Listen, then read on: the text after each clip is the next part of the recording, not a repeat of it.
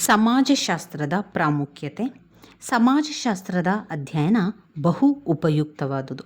ಅನೇಕರು ಸಮಾಜಶಾಸ್ತ್ರ ಒಂದು ಪ್ರಯೋಜನಕರವಾದ ವಿಜ್ಞಾನ ಎಂಬುದನ್ನು ನಂಬುವುದಿಲ್ಲ. ಯಾಕಂದರೆ ಇದು ಪ್ರತಿಯೊಬ್ಬರಿಗೂ ತಿಳಿದಿರುವ ವಿಷಯದ ಬಗ್ಗೆ ಮಾತ್ರ ವಿಚಾರ ಮಾಡುತ್ತದೆ ಎಂಬುದಾಗಿ ಅವರು ಅಭಿಪ್ರಾಯಪಟ್ಟಿದ್ದಾರೆ. ಅಂದರೆ ತುಂಬ ಜನ ಏನು ಯೋಚನೆ ಮಾಡ್ತಾರೆ ಅಂತ ಹೇಳಿದರೆ, ಸಮಾಜಶಾಸ್ತ್ರವನ್ನು ಓದ್ಕೊಳ್ಬೇಕು ಅಂತ ಇಲ್ಲ, ಸಮಾಜಶಾಸ್ತ್ರ ನಮ್ಮ ಸುತ್ತಮುತ್ತಲಿರುವಂಥ ವಿಚಾರಗಳೇ ಇರೋದರಿಂದ ಅದನ್ನು ಕಲಿಬೇಕಾಗಿರಲಿಲ್ಲ, ಅದು ಅಷ್ಟು ಮಹತ್ವದ್ದಿಲ್ಲ, ಅದು ಅಷ್ಟು ಪ್ರಾಮುಖ್ಯತೆಯನ್ನು ಹೊಂದಿಲ್ಲ ಎನ್ನುವಂಥದ್ದು ಹಲವರ ಅಭಿಪ್ರಾಯ. ಆದರೆ ಇದು ನಡೆಸುವ ಸಂಶೋಧನೆಗಳಿಂದಾಗಿ ವ್ಯಾಪಕವಾಗಿ ಹರಡಿರುವಂತಹ ಸಾಮಾಜಿಕ ನಂಬಿಕೆಗಳು ಸತ್ಯವಾದುವುಗಳಲ್ಲವೆಂಬುದು ಸ್ಪಷ್ಟವಾದರೆ, ಅಥವಾ ಇದು ಪರೀಕ್ಷಿಸುವ ಮೂಲಕ ವಿಚಾರಗಳು ಅಸತ್ಯವಾದವುಗಳು ಎಂಬುದಾಗಿ ತೋರಿ ಬಂದರೆ, ಆಗ ಆ ಒಂದು ಶಾಸ್ತ್ರದ ಅಧ್ಯಯನ ಕೇವಲ ಅವಿವೇಕದ ಪ್ರಯತ್ನ, ವ್ಯರ್ಥ ಕಾರ್ಯ ಎಂಬುದಾಗಿ ಮತ್ತು ಅನುಸರಿಸಲು ಯೋಗ್ಯವಾಗಿಲ್ಲದ ಸಂಶೋಧನಾ ಮಾರ್ಗ ಎಂಬುದಾಗಿ ಕೂಡ ಭಾವಿಸಲಾಗುತ್ತದೆ. ಅಂದರೆ ನಾವಿಲ್ಲಿ ಪ್ರಾಮುಖ್ಯತೆಯಿಂದ ಬಂದಾಗ ಕೆಲವೊಂದು ಪಾಯಿಂಟ್ಸ್ಗಳನ್ನು ತಿಳಿತಾ ಹೋಗಬೇಕು. ಮೊದಲಿಗೆ ಪಾಯಿಂಟ್ಸನ್ನು ಕಲಿತುಕೊಂಡು ನಂತರ ವಿವರಣೆಯನ್ನು ತಿಳಿತಾ ಹೋಗುವ. ಮೊದಲ ಪಾಯಿಂಟ್ಸ್: ಸಮಾಜಕ್ಕೆ ಸಂಬಂಧಿಸಿದ ನಂಬಲರ್ಹವಾದ ಜ್ಞಾನವನ್ನು ಸಮಾಜಶಾಸ್ತ್ರ ನೀಡುತ್ತದೆ. ಸಮಾಜಕ್ಕೆ ಸಂಬಂಧಿಸಿದ ನಂಬಲರ್ಹವಾದ ಜ್ಞಾನವನ್ನು ಸಮಾಜಶಾಸ್ತ್ರ ನೀಡುತ್ತದೆ. 2. ಸಮಾಜದ ಸ್ಥಿತಿಗಳಿಗೆ. ಮೊದಲನೇ ಪಾಯಿಂಟ್ಸಲ್ಲಿ ಏನು ಹೇಳ್ತದೆ ಅಂತ ಹೇಳಿದರೆ, ಯಾಕೆ ಸಮಾಜಶಾಸ್ತ್ರದ ಪ್ರಾಮುಖ್ಯತೆ ಇದೆ, ಯಾಕೆ ಅದರ ಮಹತ್ವವನ್ನು ನಾವು ಕಲಿಬೇಕು ಅಂತ ಹೇಳಿದರೆ, ಸಮಾಜಕ್ಕೆ ಸಂಬಂಧಿಸಿದಂತಹ ಒಂದು ಜ್ಞಾನವನ್ನು ನಮಗೆ ಅದು ಕೊಡ್ತದೆ. ನಂಬಲರ್ಹವಾದ ಜ್ಞಾನವನ್ನು ಸಮಾಜಶಾಸ್ತ್ರ ನೀಡುತ್ತದೆ. ನಂಬಲರ್ಹವಾದ ಜ್ಞಾನವನ್ನು ಕೊಡ್ತದೆ ಅಂತ ಬರೆದ್ರೂ ಕೂಡ ಸಾಕು. ಸಮಾಜಕ್ಕೆ ಸಂಬಂಧಿಸಿದಂತಹ ನಂಬಲರ್ಹವಾದ ಜ್ಞಾನವನ್ನು ಸಮಾಜಶಾಸ್ತ್ರ ನೀಡುತ್ತದೆ. ಪಾಯಿಂಟ್ ನಂಬರ್ 2: ಸಮಾಜದ ಸ್ಥಿತಿಗಳಿಗೆ ಸಂಬಂಧಿಸಿದ ನಿರ್ದಿಷ್ಟ ಮಾಹಿತಿಯನ್ನು ಸಮಾಜಶಾಸ್ತ್ರ ಒದಗಿಸ್ತದೆ. ನಿರ್ದಿಷ್ಟ ಮಾಹಿತಿಯನ್ನು ಒದಗಿಸ್ತದೆ ಅಂತ ಪಾಯಿಂಟ್ಸ್ ಆಗಿ ತಗೊಳ್ಳಿ. ಸಮಾಜದ ಸ್ಥಿತಿಗಳಿಗೆ ಸಂಬಂಧಿಸಿದಂತೆ ನಿರ್ದಿಷ್ಟ ಮಾಹಿತಿಯನ್ನು ಸಮಾಜಶಾಸ್ತ್ರ ಒದಗಿಸ್ತದೆ. ಮೊದಲ ಪಾಯಿಂಟಲ್ಲಿ ನಂಬಲರ್ಹವಾದ ಜ್ಞಾನವನ್ನು ನಮಗೆ ಅದು ಕೊಡ್ತದೆ. ಎರಡನೇ ಪಾಯಿಂಟ್ನಲ್ಲಿ ನಿರ್ದಿಷ್ಟ ಮಾಹಿತಿಯನ್ನು ಒದಗಿಸಿಕೊಡ್ತದೆ. ಸಮಾಜದ ಸ್ಥಿತಿಗತಿಗಳಿಗೆ ಸಂಬಂಧಿಸಿದಂತೆ ನಿರ್ದಿಷ್ಟ ಮಾಹಿತಿಯನ್ನು ಸಮಾಜಶಾಸ್ತ್ರ ಒದಗಿಸ್ತದೆ. ಪಾಯಿಂಟ್ ನಂಬರ್ 3ರಲ್ಲಿ ಸಮಾಜಶಾಸ್ತ್ರ ಒಂದು ಮಾರ್ಗದರ್ಶಕ ದೃಷ್ಟಿಕೋನ, ಅದು ನಮಗೆ ಮಾರ್ಗದರ್ಶನವನ್ನು ಮಾಡ್ತದೆ. ಸಮಾಜಶಾಸ್ತ್ರ ಒಂದು ಮಾರ್ಗದರ್ಶಕ ದೃಷ್ಟಿಕೋನ. ಪಾಯಿಂಟ್ ನಂಬರ್ 4: ಭೌತಿಕ ಸಾಧನಗಳಾಗಿ ಸಮಾಜಶಾಸ್ತ್ರದ ಪರಿಕಲ್ಪನೆಗಳು. ಭೌತಿಕ ಸಾಧನಗಳಾಗಿ ಸಮಾಜಶಾಸ್ತ್ರದ ಪರಿಕಲ್ಪನೆಗಳು. ಪಾಯಿಂಟ್ ನಂಬರ್ 5: ಸ್ವಜ್ಞಾನವನ್ನು ಹೆಚ್ಚಿಸುತ್ತದೆ. ನಮಗೆ ಸ್ವಜ್ಞಾನವನ್ನು ಕೊಡ್ತದೆ ಮತ್ತು ಸಹಿಷ್ಣುತೆಯ ಮನೋಭಾವವನ್ನು ವೃದ್ಧಿಸುವಲ್ಲಿ ಸಮಾಜಶಾಸ್ತ್ರ ಹೆಚ್ಚು ಉಪಯುಕ್ತವಾಗಿದೆ. ಇದರಲ್ಲಿ ನಾವು 2 ಪಾಯಿಂಟ್ಸ್ ಆಗಿ ಮಾಡಿಕೊಳ್ಬೋದು. ಸ್ವಜ್ಞಾನವನ್ನು ಹೆಚ್ಚಿಸ್ತದೆ, ಸಹಿಷ್ಣುತೆಯ ಭಾವನೆಯನ್ನು ಬೆಳೆಸ್ತದೆ ಎನ್ನುವಂಥದ್ದನ್ನು 2 ಪಾಯಿಂಟ್ಸ್ ಆಗಿ ಮಾಡಿಕೊಳ್ಳಿ. ಇನ್ನು 6ನೇ ಪಾಯಿಂಟ್ಸಲ್ಲಿ ಸಮಾಜಶಾಸ್ತ್ರದ ಪ್ರಾಯೋಗಿಕ ಮೌಲ್ಯ. ಸಮಾಜಶಾಸ್ತ್ರದ ಪ್ರಾಯೋಗಿಕ ಮೌಲ್ಯ. ಇವಿಷ್ಟು 6 ಪಾಯಿಂಟ್ಸ್ಗಳು, ಅಂದರೆ 7 ಪಾಯಿಂಟ್ಸ್ ಬರ್ತದೆ ಇಲ್ಲಿ. 7 ಪಾಯಿಂಟ್ಸ್ಗಳು ಸಮಾಜಶಾಸ್ತ್ರದ ಪ್ರಾಮುಖ್ಯತೆಯ ಬಗ್ಗೆ ಹೇಳ್ತದೆ. ಮೊದಲಿಗೆ ಪಾಯಿಂಟ್ಸನ್ನು ಮತ್ತೊಮ್ಮೆ ಹೇಳ್ತೇನೆ. ಸಮಾಜಕ್ಕೆ ಸಂಬಂಧಿಸಿದಂತೆ ನಂಬಲರ್ಹವಾದ ಜ್ಞಾನವನ್ನು ಸಮಾಜಶಾಸ್ತ್ರ ನೀಡ್ತದೆ. ನಂಬಲರ್ಹವಾದ ಜ್ಞಾನವನ್ನು ಅದು ನಮಗೆ ಕೊಡ್ತದೆ. ಎರಡನೇದಾಗಿ, ಸಮಾಜದ ಸ್ಥಿತಿಗತಿಗಳಿಗೆ ಸಂಬಂಧಿಸಿದಂತೆ ನಿರ್ದಿಷ್ಟ ಮಾಹಿತಿಯನ್ನು ಸಮಾಜಶಾಸ್ತ್ರ ಒದಗಿಸ್ತದೆ. ನಿರ್ದಿಷ್ಟ ಮಾಹಿತಿಯನ್ನು ಒದಗಿಸ್ತದೆ. 3, ಸಮಾಜಶಾಸ್ತ್ರ ಒಂದು ಮಾರ್ಗದರ್ಶಕ ದೃಷ್ಟಿಕೋನವಾಗಿದೆ. ಮಾರ್ಗದರ್ಶಕ ದೃಷ್ಟಿಕೋನ. ಪಾಯಿಂಟ್ ನಂಬರ್ 4: ಭೌತಿಕ ಸಾಧನಗಳಾಗಿ ಸಮಾಜಶಾಸ್ತ್ರದ ಪರಿಕಲ್ಪನೆಗಳು. ಭೌತಿಕ ಸಾಧನಗಳಾಗಿ ಸಮಾಜಶಾಸ್ತ್ರದ ಪರಿಕಲ್ಪನೆಗಳು. Point number 5: ಸ್ವಜ್ಞಾನವನ್ನು ವೃದ್ಧಿಸ್ತದೆ. ಪಾಯಿಂಟ್ ನಂಬರ್ 6: ಸಹಿಷ್ಣುತೆಯ ಮನೋಭಾವನೆಯನ್ನು ವೃದ್ಧಿಸುವಲ್ಲಿ ಸಮಾಜಶಾಸ್ತ್ರ ಹೆಚ್ಚು ಉಪಯುಕ್ತವಾಗಿದೆ. ಪಾಯಿಂಟ್ ನಂಬರ್ 7: ಸಮಾಜಶಾಸ್ತ್ರದ ಪ್ರಾಯೋಗಿಕ ಮೌಲ್ಯ. ಸಮಾಜಶಾಸ್ತ್ರದ ಪ್ರಾಯೋಗಿಕ ಮೌಲ್ಯ. ಇವಿಷ್ಟು ಸಮಾಜಶಾಸ್ತ್ರದ ಅಧ್ಯಯನದ ಪ್ರಾಮುಖ್ಯತೆ ಅಥವಾ ಸಮಾಜಶಾಸ್ತ್ರದ ಮಹತ್ವದಲ್ಲಿ ನಾವು ಬರಿತಾ ಹೋಗಬೇಕಾಗಿರುವಂಥದ್ದು. ಅದರ ವಿವರಣೆಯನ್ನು ತಿಳಿತಾ ಹೋಗುವ. ಇದು ಸಮಾಜಕ್ಕೆ ಸಂಬಂಧಿಸಿದಂತಹ ನಂಬಲಾರ ಜ್ಞಾನವನ್ನು ನಮಗೆ ಕೊಡ್ತದೆ ಅಂತ ಹೇಳ್ತದೆ. ಅಂದರೆ ನಾವು ಸಮಾಜಶಾಸ್ತ್ರವನ್ನು ಓದುವುದರಿಂದ ಕಲಿಯೋದ್ರಿಂದ ಅದು ನಮಗೆ ನಂಬಲಿಕ್ಕೂ ಕೂಡ ಸಾಧ್ಯ ಇಲ್ಲ, ಅಷ್ಟೊಂದು ಜ್ಞಾನವನ್ನು ನಮಗೆ ಕೊಡ್ತದೆ. ಯಾವುದರ ಬಗ್ಗೆ? ಸಮಾಜಕ್ಕೆ ಸಂಬಂಧಿಸಿದ ವಿಷಯದ ಬಗ್ಗೆ. ಸಮಾಜಕ್ಕೆ ಬೇರೆ ಬೇರೆ ವಿಷಯಗಳು ಸಂಬಂಧಪಡ್ತಾ ಹೋಗ್ತದೆ. ಆ ಎಲ್ಲ ಒಂದು ಸಂಬಂಧ ಇರ್ಬೋದು, ಸಮಾಜಕ್ಕೆ ಸೇರಿರುವಂತಹ ಅನೇಕ ವಿಚಾರಗಳನ್ನಿರ್ಬೋದು, ಸಮಾಜದಲ್ಲಿ ಆಗುವಂತಹ ಘಟನೆಗಳಿರ್ಬೋದು, ಎಲ್ಲ ವಿಚಾರಗಳಿಗೆ ಸಂಬಂಧಪಟ್ಟಂತೆ ಅದು ನಮಗೇನು ಕೊಡ್ತದೆ? ಜ್ಞಾನವನ್ನು ಒದಗಿಸ್ತದೆ. ನಮ್ಮ ಜ್ಞಾನವನ್ನು ಹೆಚ್ಚು ಮಾಡಲಿಕ್ಕೂ ಕೂಡ ಇದು ತುಂಬಾ ಸಹಕಾರಿಯಾಗಿರುವಂಥದ್ದು. ಆದ್ದರಿಂದ ನಾವು ಸಮಾಜಶಾಸ್ತ್ರದ ಅಧ್ಯಯನವನ್ನು ಮಾಡಬೇಕಾಗಿರುವಂಥದ್ದು. ಸಮಾಜಶಾಸ್ತ್ರದಲ್ಲಿ ಮಹತ್ವವಾಗಿರುವಂಥದ್ದೇ ಅದು ನಂಬಲಾರ್ಹವಾದ ಜ್ಞಾನವನ್ನು ಅದು ನಮಗೆ ಕೊಡ್ತದೆ. ನಿಸ್ಸಂದೇಹವಾಗಿ ಸಮಾಜಶಾಸ್ತ್ರದ ಅಧ್ಯಯನವು ಸಂಪದ್ಭರಿತ ಸುಗ್ಗಿಯಂತಹ ಫಲಗಳನ್ನು ಅದು ನಮಗೆ ಕೊಡ್ತದೆ. ಯಾವ ರೀತಿ ಫಲಗಳು ನಮಗೆ ಸಿಗ್ತದೋ ಸಂಪದ್ಭರಿತವಾಗಿ, ಅದೇ ರೀತಿಯಾಗಿ ಸಮಾಜಶಾಸ್ತ್ರದ ಅಧ್ಯಯನದಿಂದಾಗಿ ಇದು ತುಂಬಾ ಮಹತ್ವದ್ದಾಗಿದೆ. ಇದು ತುಂಬಾ ಪ್ರಾಮುಖ್ಯತೆಯನ್ನು ಕೂಡ ಹೊಂದಿದೆ. ಇದು ಒಂದು ಹೊಸ ದೃಷ್ಟಿಕೋನದಿಂದ ಸಾಮಾಜಿಕ ಸಂಗತಿಗಳನ್ನು ವೀಕ್ಷಿಸ್ತದೆ ಮತ್ತು ಇದು ವ್ಯಾಪಕವಾದ ದೃಷ್ಟಿಕೋನವಾಗಿರ್ತದೆ. ಯಾಕಂದರೆ ಒಟ್ಟಾರೆ ಸಾಮಾಜಿಕ ಜೀವನವನ್ನು ಅರ್ಥ ಮಾಡಿಕೊಳ್ಳಲಿಕ್ಕೆ ಪ್ರಯತ್ನಿಸ್ತದೆ. ದೃಷ್ಟಿಯ ಒಂದು ಹೊಸ ಅಂಶ, ಒಂದು ನೂತನ ದೃಷ್ಟಿಕೋನ ಮತ್ತು ನಾವು ಬಾಳುತ್ತಿರುವಂತಹ ಈ ಒಂದು ಸಾಮಾಜಿಕ ಪರಿಸರದ ಬಗ್ಗೆ ಇನ್ನೂ ಹೆಚ್ಚು ಹೆಚ್ಚು ವಿಷಯಗಳು ನಮಗೆ ಗೊತ್ತಾಗಬೇಕು. ಹೆಚ್ಚು ವಿಷಯಗಳು ನಂಬಲರ್ಹವಾದ ಅರಿವು ಇದರಿಂದಾಗಿ ಬರುವ ನೂತನ ಫಲಿತಾಂಶವಾಗಿದೆ. ಸಮಾಜದ ಬಗ್ಗೆ ನಂಬಲರ್ಹವಾದ ಜ್ಞಾನವನ್ನು ಒದಗಿಸುವುದೇ ಸಮಾಜಶಾಸ್ತ್ರದ ಪ್ರಧಾನ ಉದ್ದೇಶ ಕೂಡ ಆಗಿರುವಂಥದ್ದು. ಇದು ಸಾಮಾಜಿಕ ಜೀವನದ ವಿವಿಧ ಮುಖಗಳ ಮೇಲೆ ಬೆಳಕನ್ನು ಕೂಡ ಬೀರ್ತದೆ. ಇಲ್ಲವಾದಲ್ಲಿ ಅದು ನಿರ್ಲಕ್ಷಿಸಬಹುದು ಅಥವಾ ಅಸ್ಪಷ್ಟವಾಗಿ ಪರಿಗಣಿಸಬಹುದು. ನಾವು ವಾಸಿಸುತ್ತಿರುವಂತಹ ಈ ಒಂದು ಪ್ರಪಂಚದಲ್ಲಿ ಈ ಪ್ರಪಂಚದ ಬಗ್ಗೆ ಅರಿಯಬೇಕು, ತಿಳ್ಕೊಳ್ಬೇಕು, ಮಾಹಿತಿ ಪಡ್ಕೊಳ್ಬೇಕು ಅಂತ ಹೇಳಿದರೆ ಈ ಸಮಾಜಶಾಸ್ತ್ರದ ಅಧ್ಯಯನವನ್ನು ಮಾಡಿಕೊಳ್ಬೇಕು. ಸಮಾಜಶಾಸ್ತ್ರದ ಅಧ್ಯಯನವನ್ನು ಮಾಡುವುದರ ಪ್ರಾಮುಖ್ಯತೆಯೇ ನಮಗೆ ಅದು ಏನು ಮಾಡ್ತದೆ? ನಂಬಲರ್ಹವಾದ ಜ್ಞಾನವನ್ನು ಒದಗಿಸಿಕೊಡ್ತದೆ. ಇನ್ನು ಎರಡನೆಯ ಪಾಯಿಂಟ್ಸ್ಗೆ ಬಂದಾಗ, ಸಮಾಜದ ಸ್ಥಿತಿಗಳಿಗೆ ಸಂಬಂಧಿಸಿದ ನಿರ್ದಿಷ್ಟ ಮಾಹಿತಿಯನ್ನು ಸಮಾಜಶಾಸ್ತ್ರ ಒದಗಿಸ್ತದೆ. ಇದು ನಮಗೆ ಜ್ಞಾನ ಮಾತ್ರ ಕೊಡುವಂಥದ್ದಲ್ಲ, ಇದು ನಮಗೆ ಮಾಹಿತಿಯನ್ನು ಕೊಡ್ತದೆ. ಬೇರೆ ಬೇರೆ ಮಾಹಿತಿಗಳು ಸಮಾಜದಲ್ಲಿ ಸಂಬಂಧಪಟ್ಟಂತಹ ಎಲ್ಲ ವಿಚಾರದ ಬಗ್ಗೆ ಮಾಹಿತಿಯನ್ನು ಕೂಡ ಕೊಡ್ತದೆ. ಸಾಮಾಜಿಕ ಜೀವನದ ಬೇರೆ ಬೇರೆ ಮುಖಗಳ ಬಗ್ಗೆ ನಿರ್ದಿಷ್ಟವಾದ ಮಾಹಿತಿಯನ್ನು ತಂದುಕೊಡಲಿಕ್ಕೆ ಸಮಾಜಶಾಸ್ತ್ರದ ಅಧ್ಯಯನ ತುಂಬಾ ಪ್ರಾಮುಖ್ಯತೆಯನ್ನು ಹೊಂದಿರುವಂಥದ್ದು. ಬುಡಕಟ್ಟು ಸಂಬಂಧಗಳಿರ್ಬೋದು, ಕುಟುಂಬ, ಶಾಲೆ, ರಾಜ್ಯ, ಜನಸಂಖ್ಯೆ, ಸಮಾಜವು ಬದಲಾಗುತ್ತಿರುವ ಹಾಗೂ ಬೆಳೆಯುತ್ತಿರುವಂತಹ ಕ್ರಮ, ಅನುವಂಶೀಯತೆ ಹಾಗೂ ಪರಿಸರದ ಪ್ರಾಮುಖ್ಯತೆ ಇತ್ಯಾದಿ ವಿಷಯಗಳ ಬಗ್ಗೆ ಹೆಚ್ಚು ಜ್ಞಾನವನ್ನು ಗಳಿಸಲು ಇದು ನಮಗೆ ತುಂಬಾ ಸಹಾಯ ಮಾಡ್ತದೆ. ಹೇಗೆ ವ್ಯಕ್ತಿಗಳು ಸಮೂಹದಲ್ಲಿ ಬಾಳುತ್ತಾರೆ, ಹೇಗೆ ಸಮೂಹಗಳು ಅವರ ಮೇಲೆ ಪ್ರಭಾವವನ್ನು ಬೀರುತ್ತದೆ ಮತ್ತು ಅದಕ್ಕೆ ಬದಲಾಗಿ ಹೇಗೆ ವ್ಯಕ್ತಿಗಳು ತಮ್ಮ ಅವಶ್ಯಕತೆಗಳಿಗೆ ಅನುಸಾರವಾಗಿ ಅವುಗಳನ್ನು ಮಾರ್ಪಡಿಸುತ್ತಾರೆ ಎಂಬ ವಿಷಯವನ್ನು ಇದು ವಿವರಿಸ್ತದೆ. ಸಮೂಹಗಳ ಬಗ್ಗೆ ವಿಚಾರ ಮಾಡುವಾಗ ಇದು ಗಾತ್ರ, ಅದರ ಉದ್ದೇಶ ಇತ್ಯಾದಿಗಳ ಆಧಾರದ ಮೇಲೆ ಅನೇಕ ಒಂದು ಭೇದಗಳನ್ನು ಕೂಡ ಮಾಡ್ತದೆ. ಸರವಿನ್ಯಾಸದ ಬಗೆಗಳಾದಂತಹ ಜಾತಿಗಳು, ವರ್ಗಗಳು, ವಿವಿಧ ಬಗೆಯಾದಂತಹ ಕುಟುಂಬ ಹಾಗೂ ಬೇರೆ ಬೇರೆಯಾದಂತಹ ಧಾರ್ಮಿಕ ಹಾಗೂ ರಾಜಕೀಯ ಸಮೂಹಗಳನ್ನು ಕೂಡ ಬೇರ್ಪಡಿಸುವುದಕ್ಕೆ ಈ ಒಂದು ಭಿನ್ನತೆಗಳು ಸಹಾಯ ಮಾಡ್ತದೆ ಅಂತ ಹೇಳ್ಬೋದು. ಸಮಾಜಶಾಸ್ತ್ರೀಯ ಅಧ್ಯಯನಗಳ ಕ್ಷೇತ್ರದ ಸಂಖ್ಯೆ ಇರ್ಬೋದು, ಸಾಮಾಜಿಕ ರಚನೆಯ ಬಗ್ಗೆ ಇತ್ಯಾದಿ ವಿಷಯಗಳವರೆಗೆ ವಿಸ್ತರಿಸುವ ಕಾರಣ ಕೈಗಾರಿಕೆ, ಕೂಲಿ ಕಾರ್ಮಿಕರ ಸಂಬಂಧ, ವ್ಯಾಪಾರ, ಔಷಧಿ, ಕಾನೂನು, ಸೈನಿಕ ವ್ಯವಸ್ಥೆ ಮುಂತಾದವು ಸಮಾಜಶಾಸ್ತ್ರಕ್ಕೆ ಸಂಬಂಧಪಟ್ಟಂತಹ ಹೊಸ ಕ್ಷೇತ್ರಗಳಾಗಿವೆ. ಹಿಂದೆಂದೂ ಅಧ್ಯಯನ ವಸ್ತುಗಳಾಗಿಲ್ಲದ ಸಾಮಾಜಿಕ ಜೀವನ ಮುಖಗಳನ್ನು ಕ್ರಮಬದ್ಧವಾಗಿ ಸಮಾಜಶಾಸ್ತ್ರೀಯ ಪರಿಣಿತ ಕ್ಷೇತ್ರಗಳು ಪರೀಕ್ಷಿಸುತ್ತದೆ ಅಂತ ಹೇಳ್ಬೋದು.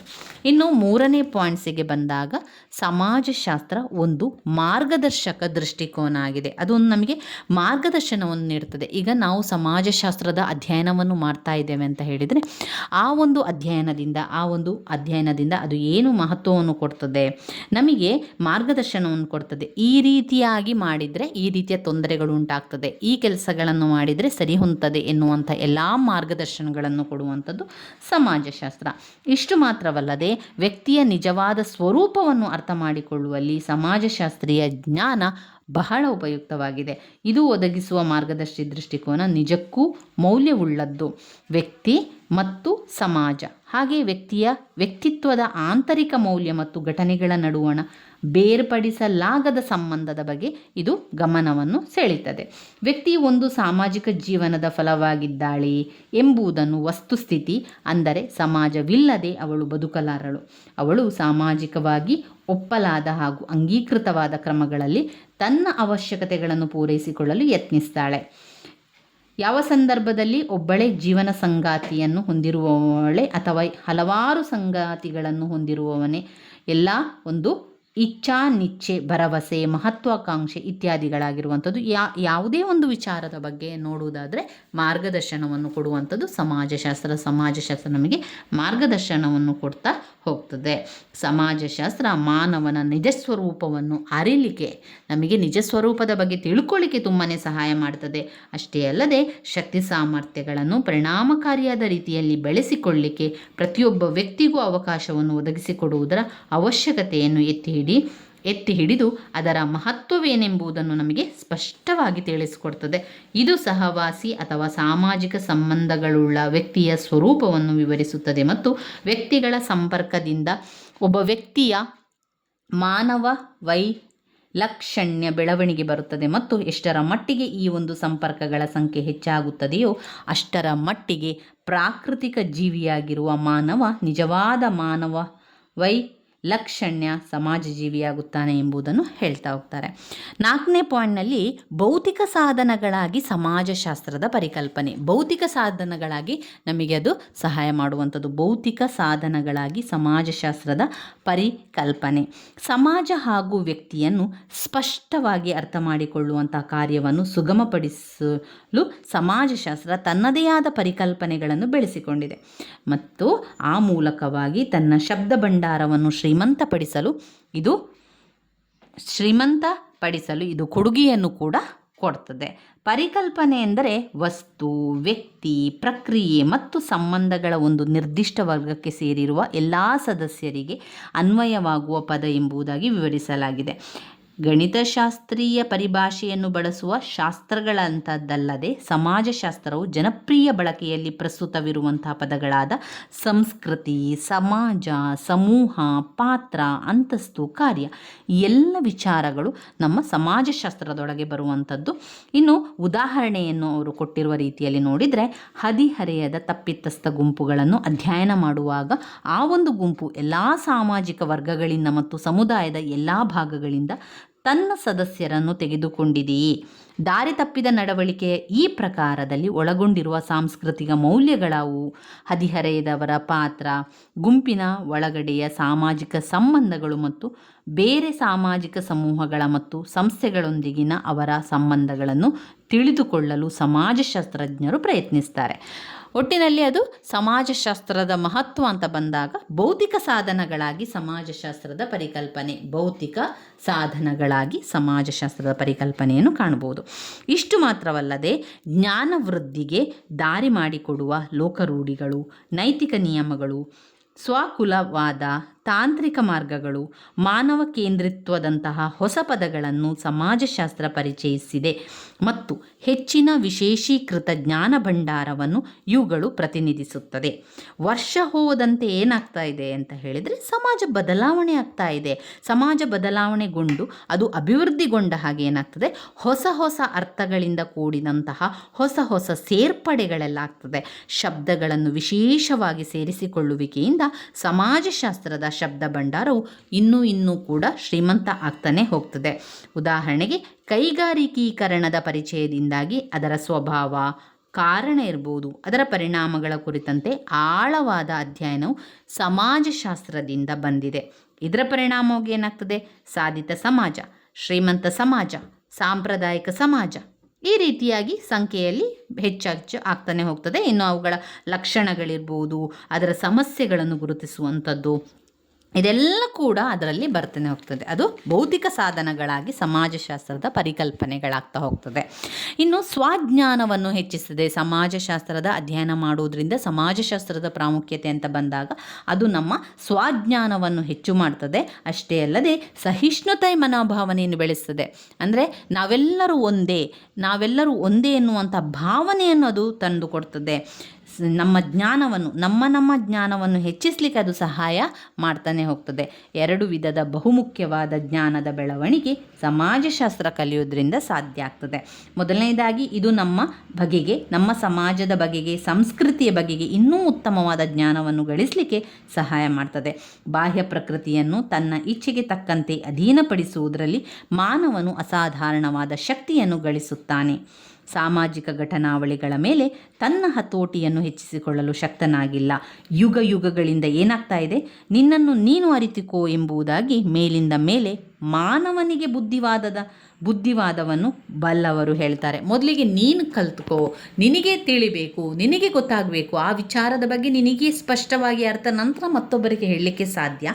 ಆದ್ದರಿಂದ ಈ ಸಮಾಜಶಾಸ್ತ್ರದ ಅಧ್ಯಯನ ನಮಗೆ ಏನು ಮಾಡಿಕೊಡ್ತದೆ, ನಮ್ಮ ಸ್ವಜ್ಞಾನವನ್ನು ವೃದ್ಧಿ ಮಾಡ್ತದೆ. ಅಷ್ಟೇ ಅಲ್ಲದೆ ಸಹಿಷ್ಣುತೆಯ ಮನೋಭಾವನೆಯನ್ನು ಬೆಳೆಸ್ತದೆ.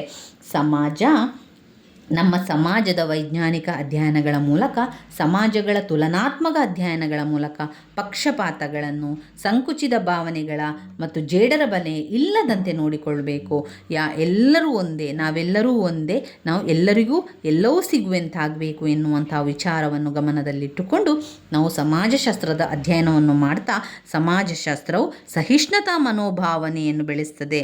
ನಮಗೇನು ಒಳ್ಳೆಯದಾಗಿರುವುದೋ ಅದು ಇತರರಿಗೂ ಒಳ್ಳೆಯದಾಗಿರ್ಬೋದು, ಕೆಟ್ಟದಾಗಿರ್ಬೋದು. ಅವರಿಗೆ ಒಳ್ಳೆಯದಾಗಿರುವಂಥದ್ದು ನಮಗೆ ಕೆಟ್ಟದಾಗಿರ್ಬೋದು, ಅಥವಾ ನಮಗೆ ಕೆಟ್ಟದಾಗಿರುವುದು ಅವರಿಗೆ ಒಳ್ಳೆಯದಾಗಿರ್ಬೋದು. ಆದರೂ ಕೂಡ ಸಮಾಜಗಳಲ್ಲಿ ಮೌಲ್ಯಗಳಾಗಿರ್ಬೋದು, ನಮಗೇನು ಒಳ್ಳೆಯದಾಗಿರುತ್ತದೋ ಅದು ಇತರರಿಗೆ ಕೆಟ್ಟದು ಕೂಡ ಆಗಿರ್ಬೋದು. ನಮ್ಮ ನಂಬಿಕೆ ಮತ್ತು ಮೌಲ್ಯ ನಮಗೆ ಸರಿಯಾಗಿರುತ್ತದೆ, ಅಂದರೆ ಇತರರ ನಂಬಿಕೆ ಹಾಗೂ ಮೌಲ್ಯಗಳು ಅವರಿಗೆ ಸರಿಯಾಗಿರುತ್ತದೆ ಎಂದರ್ಥ. ಅವರಿಗೆ ಅರ್ಥವಾಗಿರುವಂಥದ್ದು ಅವರಿಗೆ ಗೊತ್ತಾಗುವಂಥದ್ದು, ನಮಗೆ ಗೊತ್ತಾಗಿರುವಂಥದ್ದು ನಮಗೆ ಅರ್ಥವಾಗಿರುವಂಥದ್ದು. ಈ ರೀತಿಯಾಗಿ ಸ್ವಜ್ಞಾನವನ್ನು ಮತ್ತು ಸಹಿಷ್ಣುತೆ ಮನೋಭಾವವನ್ನು ವೃದ್ಧಿಸುವಲ್ಲಿ ಸಮಾಜಶಾಸ್ತ್ರ ಹೆಚ್ಚು ಪ್ರಾಮುಖ್ಯತೆಯನ್ನು ಹೊಂದಿದೆ, ಉಪಯುಕ್ತವಾಗಿದೆ ಅಂತ ಹೇಳ್ಬೋದು. ಇನ್ನು ಕೊನೆಯದಾದಂಥ ಪಾಯಿಂಟ್, ಸಮಾಜಶಾಸ್ತ್ರದ ಪ್ರಾಯೋಗಿಕ ಮೌಲ್ಯ. ಸಮಾಜಶಾಸ್ತ್ರದ ಪ್ರಾಯೋಗಿಕ ಮೌಲ್ಯ ಅಂತ ಬಂದಾಗ ಇದು ಇನ್ನೂ ಹೆಚ್ಚಿನ ಅರಿವನ್ನು ಕೊಡ್ತದೆ. ಅಷ್ಟೇ ಅಲ್ಲದೆ ಸಮಸ್ಯೆಗಳನ್ನು ಎದುರಿಸಲು ಇನ್ನೂ ಹೆಚ್ಚಿನ ಪರಿಣಾಮಕಾರಿಯಾದ ಕ್ರಮವನ್ನು ಮಾಡ್ತದೆ. ಇಂದು ಪ್ರಾಕೃತಿಕ ವಿಜ್ಞಾನಗಳಲ್ಲಿ ಸಾಧ್ಯವಾಗಿರುವಂಥ ವೈಜ್ಞಾನಿಕ ನಿಯಂತ್ರಕ ಶಕ್ತಿಯನ್ನು ಸಮಾಜಶಾಸ್ತ್ರ ಪಡೆಯಬೇಕೆಂದು ಮತ್ತು ಅದಕ್ಕಿಂತ ಮುಖ್ಯವಾಗಿ ಈ ಒಂದು ನಿಯಂತ್ರಣಗಳನ್ನು ಸಮಸ್ತ ಮಾನವತೆಯ ಅನುಕೂಲಕ್ಕಾಗಿ ಉಪಯೋಗಿಸಬೇಕೆಂಬ ಉದ್ದೇಶ ಸಾಧನೆಗೆ ಕೊಡುಗೆ ನೀಡುವ ಮಹತ್ ಕಾರ್ಯದಲ್ಲೇ ಸಮಾಜಶಾಸ್ತ್ರದ ಮೌಲ್ಯ ಅಡಗಿದೆ. ಇನ್ನು ಇಲ್ಲಿ ನಾವು ಸಮಾಜಶಾಸ್ತ್ರದಲ್ಲಿ ಅನೇಕ ವಿಚಾರಗಳು ನಡೀತಾ ಹೋಗ್ತದೆ. ಅದರಲ್ಲಿ ಅಪರಾಧ, ಬಾಲಾಪರಾಧ, ಕುಡಿತ, ಲೈಂಗಿಕ ಅಪರಾಧ ಇತ್ಯಾದಿ ಸಾಮಾಜಿಕ ರೋಗಗಳ ಬಗ್ಗೆ ವೈಜ್ಞಾನಿಕ ಜ್ಞಾನವನ್ನು ಒದಗಿಸುತ್ತದೆ ಮತ್ತು ಆ ಒಂದು ಸಮಸ್ಯೆಗಳಿಗೆ ಮೂಲಭೂತ ಸ್ವರೂಪವನ್ನು ಸ್ಪಷ್ಟಪಡಿಸಲು ಇರುವಂತಹ ಸಾಮರ್ಥ್ಯ.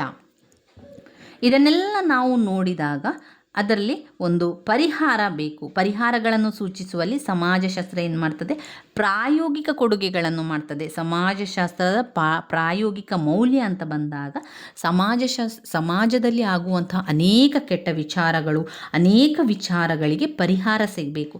ಆ ಪರಿಹಾರವನ್ನು ಮಾಡಬೇಕು ಅಂದರೆ ಪ್ರಾಯೋಗಿಕವಾಗಿ ಅದನ್ನು ಮಾಡಬೇಕಾಗ್ತದೆ.